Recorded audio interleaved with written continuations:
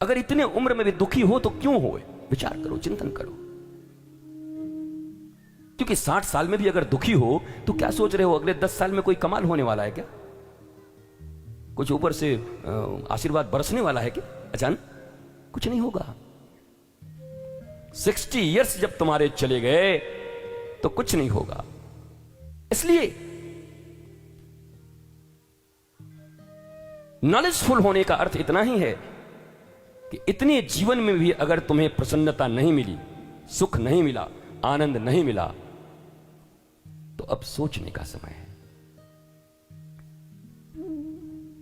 तुम्हारा बच्चा जब नहीं पढ़ता तो तुम करते हो ना, अब इससे पढ़ाई नहीं होगा जी, 5 बार फेल हो गया, चलो कहीं धंधा पानी करा देते हैं। तो हमको यह समझ में नहीं आता है कि तुम जिंदगी में फेल हो फिर अपना रास्ता क्यों नहीं बदल रहे हो? तुम बच्चे का रास्ता तो बदल दिए, तुम कब बदलोगे? और सफलता की एक ही परिभाषा है दुनिया में, जो जितना आनंदित है उतना सफल है, जो जितना हंसमुख है, भीतर से जितनी मस्ती जिसके जीवन में बची हुई है, वो उतना ही सक्सेसफुल है। ये गाड़ियां, ये बाड़ियां, ये सक्सेसफुल नहीं बना सकते तुम्हें। ये बना चुके होते तो मुकेश अंबानी और अनिल अंबानी की मम्मी जाकर के गुजरात में रो नहीं रही होती। हाँ, अपने गुरु के पास जाकर रो रही थी। गुरु ने पूछा, क्यों भैया, तुझे क्या तकलीफ है? तो बोला, गुरुजी एक बहुत दुख है मुझे। क्या दुख है तुम्हें? बोला, मेरी एक इच्छा है, क्या? दोनों बहुएं और दोनों बेटे एक साथ रहें। भले ही एंटीलिया बन गया हो, पर एंटीलिया में अनिल के लिए जगह नहीं है, चाहे जितना भी बड़ा हो साहब, अपने भाई के लिए नहीं है। मां को वही कष्ट है कि मेरे तो 2 ही संतान हैं, दोनों मिल के रहते, दोनों बहुएं मिल के रहती। तब उस दिन उनके गुरुदेव ने कहा, आज मुझे पक्का विश्वास हो गया, भले ही धन के पहाड़ पे कोई बैठ जाए, लेकिन बिना ज्ञान और बिना संस्कृति के आनंद नहीं आ सकता इस दुनिया में किसी को, चाहे वो मुकेश अंबानी हो, चाहे अनिल अंबानी हो। ऑफिशियल बोल रहा हूं, 20 जगह बोल चुका हूं, उसको स्वीकार भी करते हैं वो। तो नॉलेज की कमी है, नॉलेज चाहिए ना।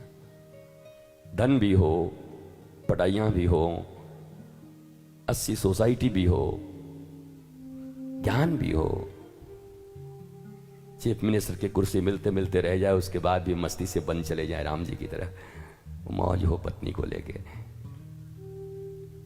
तो इतना ज्ञान जब जीवन में होगा तो तुम्हें कोई दुखी नहीं कर पाएगा।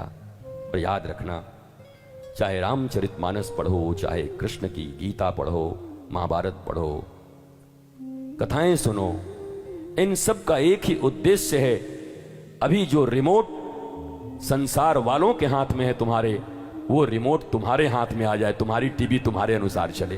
बस इतनी सी बात है। तुम चाहो तो रो, तुम चाहो तो मुस्कुराओ, तुम चाहो तो नाचो, तुम चाहो तो गाओ। कोई बगल से दबा दिया रिमोट पड़ोसी और तुम रोने लगे, ऐसा नहीं होना चाहिए। इसी को शायद आध्यात्म आत्मज्ञान कहता है, सेल्फ रियलाइजेशन, आत्मदर्शन, चेतना संपन्न, विवेकवान, विजडम।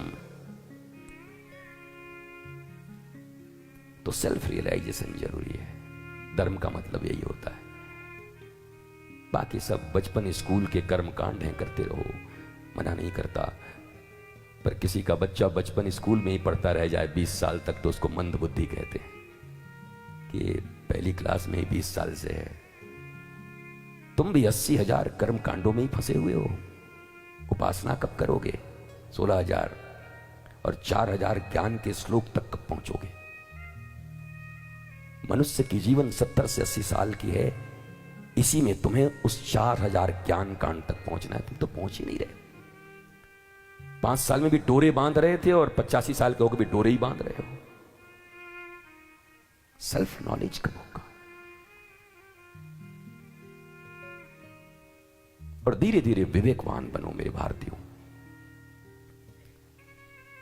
धर्म के नाम पर हंसना, निंदा करना। गुरुजी हम लोग साइंटिफिक तरीके से जीते हैं, अभी तो बता दिया, साइंस का अर्थ भी बता दिया, धर्म का अर्थ भी बता दिया, स्पिरिचुअलिज्म का भी अर्थ बता दिया। कोई प्रश्न हो तो पूछ लेना। हार्वर्ड से ही तुम्हारे बेटे बेटी हो तो उनसे बोलना, पूछ लें। कभी अगली कथा में अभी कहीं जाएंगे वहां बोल देंगे, लाइव होता ही है, वो भी देख लेंगे सब। तुम्हारे पास जवाब नहीं है, इसलिए तुम्हारे बच्चे नहीं मान रहे हैं इस बात को, क्योंकि तुम्हारे पास ही जवाब नहीं, तुम्हें नहीं जान। और इसमें तुम्हारा भी कोई दोष नहीं है। 1858 के बाद वो अंग्रेजी शिक्षा पद्धति ने हमें बर्बाद कर दी। हमारी अपनी संस्कृति की शिक्षा नहीं है। गुरुकुलम में 20 फैकल्टीज होते थे। एरोनॉटिक्स पढ़ाए जाते थे, विमान बनाना सिखाया जाता था। भारत के गुरुकुल से निकला हुआ बच्चा, याद रखो उस जमाने में भी ग्रीक हुआ करता था।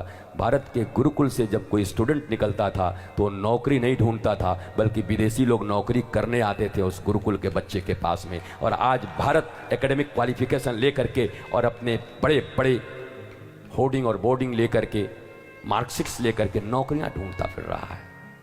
नौकरी, नौकर हो तुम कि मालिक हो?